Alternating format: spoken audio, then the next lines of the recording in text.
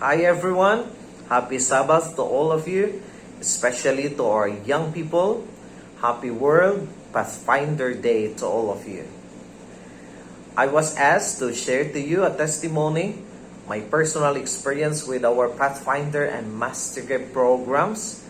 And the reason for that maybe is because some of my friends there in your church had known me to be active in different youth activities, especially when I was in Mountain View College. While I was studying, I became an officer and eventually a president of our Master Grade Club for several years. And I've been active also on different activities outside our school. Especially I was known to handle camps, especially e-camps, that is evangelism camp, that is a hybrid kind of camp in which we are not only doing Pathfinder activities in our camp, but also evangelism, using our young people as Bible workers, as evangelists, helping our non-Adventist friends to establish a relationship with Christ, and of course to help them to decide to accept the rites of baptism. This is very important for us. And of course, with that experience, I was able to translate that also in my work here, as I am assigned right now as a district pastor in Northeastern Mindanao Mission. And I could say that I'm one of those pastors who is really emphasizing so much in helping our young people in our local churches. So we're able to induct our young people to our Pathfinder and Master Grade programs, and we were able to invest our first set of master guides in our district. This is the first time for many years. So,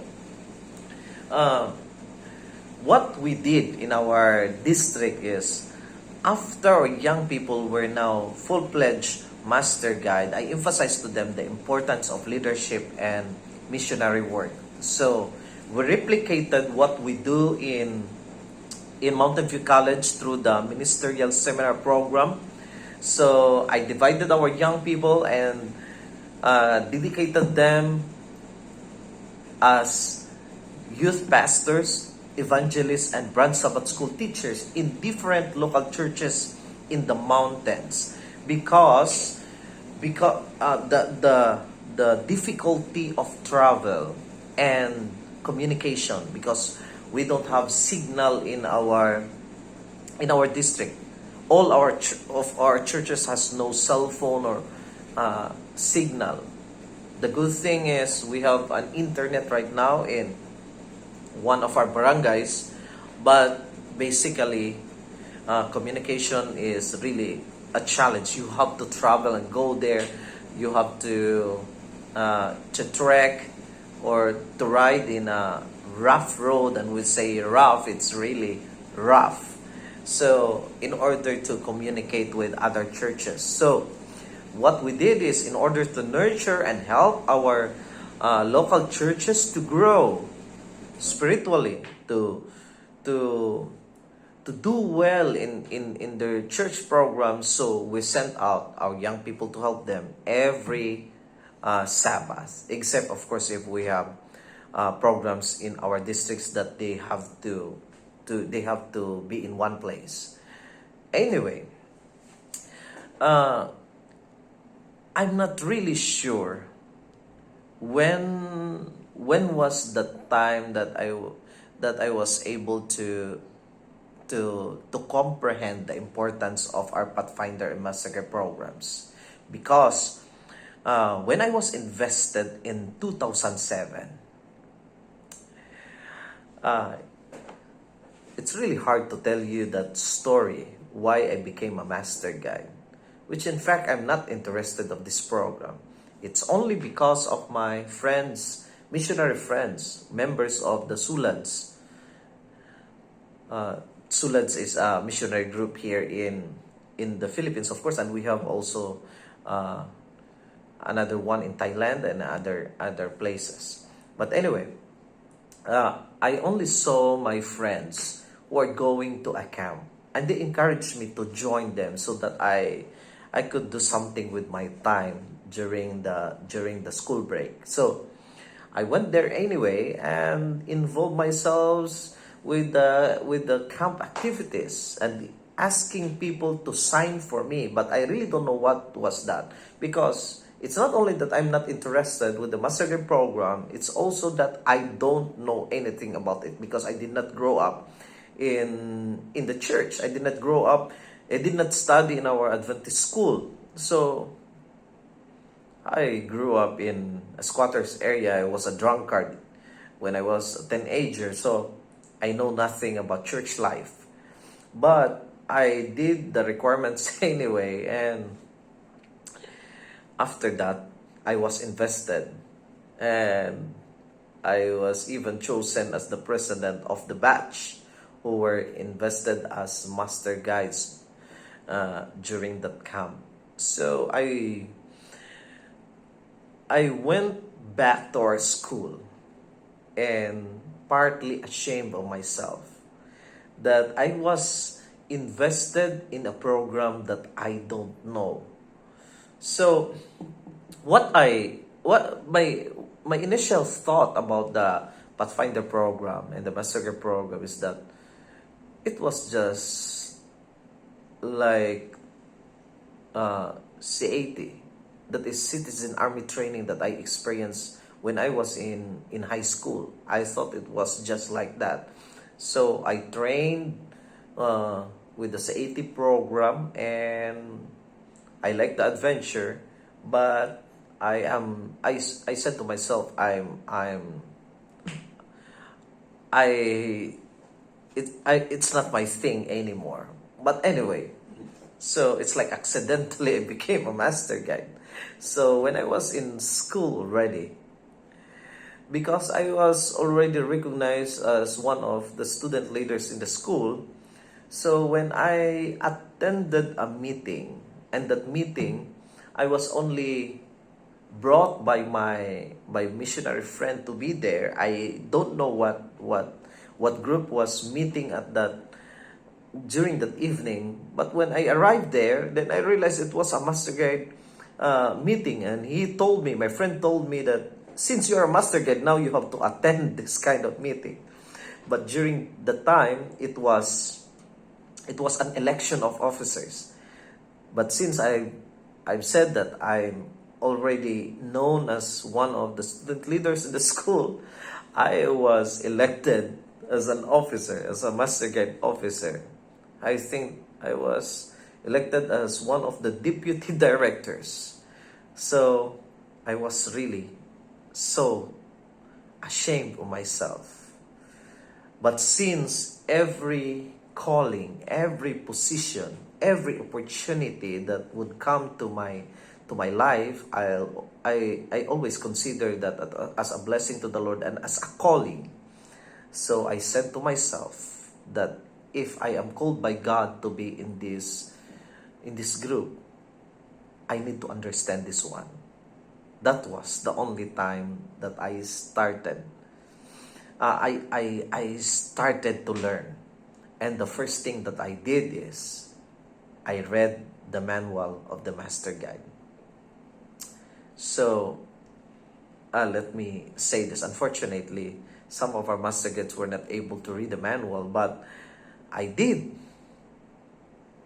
I read the manual, and the first thing that caught my attention was on the introductory part of the manual, when it said that the main objective of the Master Guide program is the spiritual growth of our young people, and second to that is the practice and the training of our leadership and other skills that would be interwoven to our spiritual growth. Then I told myself, because I was a missionary, I told myself, if this is all about spiritual growth, so I have to focus on that. So this is not the same with the citizen army training that I did in high school. So while reading the manual, then I discovered the different gems, the importance, the potential of the program to help our young people. So I really did my part as an officer. And eventually when I became a president, I really involved myself so much with the program because now I understand the importance of it, the main objective of it. And again, let me repeat, it's the spiritual growth. That's why every investiture time in our school, when the massacres are about to be invested, I always tell the group that it's a failure for me as a president if I could see someone who did not grow spiritually because of our program. I really don't care if you have not mastered all the skills of some of the skills. I really don't care if you're not really that expert when it comes to not tying ropes and everything. What I cared so much is for me to accomplish the main objective of it, and that is for young people to be spiritually strong. I told them it's a failure for me as a president if someone had not improved spiritually through this program. And of course, with that thinking, I was envisioning that if this program is about spiritual growth, this is supposed to be an influence for evangelism. So while I was thinking of that, a call came. I was asked to lead a camp that was in Valencia City in Bukidnon. I was asked to lead a camp, but with a twist. They said that I need to produce baptism during the camp. So I really don't know what to do, because what I've experienced on other camps, I was studying their programs, I was studying the activities, but right now I was challenged that this is supposed to be an evangelism camp. So as a trained educator, because I was a student in our school, in the School of Education, what I did is every evening I write a lesson plan, and that lesson plan is intended for the next day. So in the evening I write the plan, the set of activities, the objectives, and how we're going to connect all the activities to the objectives that I have, spiritually, of course, mentally, and socially, everything in there. So I set up a curriculum. I write during the evening, we implement it the next day. I write again in the evening, we implement it the next day. And I was able to create a one week program, and I was surprised that during the Sabbath, I think there are 17 young people who were baptized through that camp. So this maybe will surprise some of you, but let me remind you of this. We're living in the Philippines, and of course, this is a Christian country, and a lot of the people here have backgrounds already in Christianity. They learned already of some of the doctrines, and sometimes even with 1 week of working with them, they were able to see and understand some of the fundamental beliefs in the Bible, and then they accept baptism. They realize that this is the right path. So what we do in our programs is we have Pathfinder activities, but 3 times a day. That's what we did. 3 times a day we have our devotional programs with them, in which the message is focused on our biblical doctrines. And we have also some small group activities where our youth leaders are doing Bible studies and other and masking activities. But anyway, the mechanics is so simple. We try our best that our young people would enjoy and learn through our activities, and that's the reason for them to stay. And while they stay, we call them as captured audience because they are already in the camp and they are under the leadership of the camp, in which one of the rules is for them to join all activities. So anyway, so we have that. And after that, another calling came, and then one district asked for it, and that was in 2009. And in 2010, I was asked to train master guide trainees in the camp. And aside from helping them to understand what is the master guide program, and of course to develop their skills, I also included the importance of evangelism. And when I asked for volunteers to join me in my next journey of handling a camp, many of them had joined. And eventually that created a group which we called Chevron. And Chevron is known to handle camps in different places, especially in Mindanao and in Visayas. So that's what we did. And we established the group in 2010. It's like 10 years already, 11 years already. But because of the pandemic, we're not able to do a lot of activities. But during the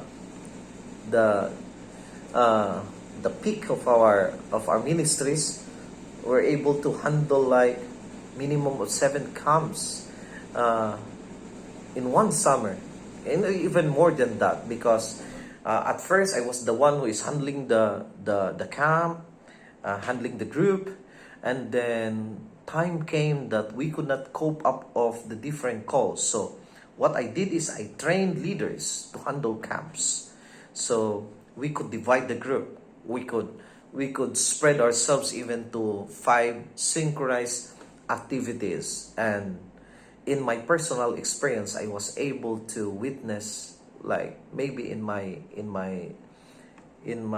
years of service, I was able more than 10,000 young people baptized through this program. That is only through my personal experience.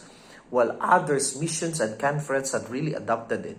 They trained young people. They put a lot of their evangelism fund on this program, and they resulted to many baptisms of our young people. So I'm so happy that I became part of this ministry. I'm so happy that the Lord had called me for it. I'm so happy that I was instrumental on establishing something. I know that the Holy Spirit's working. We're just happy that God allowed us to be part of it. And maybe this is something that that would make me smile while I'm dying in this earth, in my deathbed, I should say. In my deathbed, this is something that I could smile about. Something that I would not regret, that I joined the Master Guide and Pathfinder program. That when you understand correctly the meaning of it, the purpose of it, the objective, then you could align yourself to the correct path.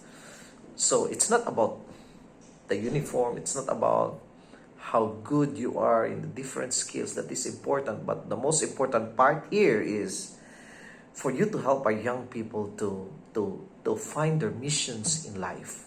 That's why we are called master guides. We guide them. We guide them to the correct path. And in my case, in my mission, I see myself that one of my jobs is to help young people to be missionaries in their own ways. So I think my testimony is already so long. So what I can say is, I could add to that is, or maybe an appeal to all of you is that you would ask God that you'll become not only a pathfinder or a master guide by name. Find your mission in life And since this is a spiritual group, an avenue for young people to be trained, an avenue in which you could influence young people, make it a journey of your Pathfinder Master Guide life to find souls, to prepare people for the coming of Christ. Not only activities for fun, but activities to save. As our slogan says, this is about salvation and service. We are saved and now we are serving. And the good service that we could offer to people is helping them to find Christ, helping them to grow spiritually. I really don't know of your case in your place, the situation in your place right now, but hopefully that this testimony would help you, that there is something bigger than the uniform we wear. There is something bigger than the honors and the activities that we do. And that is, let us raise an army of youth that would prepare a lot of people for the coming of Christ. Thank you very much for this opportunity. Once again, happy World Pathfinder Day to all of you. Thank you for trusting this 22 minutes of your time to listen to this testimony. I hope you are blessed. I hope that your dedication is strengthened.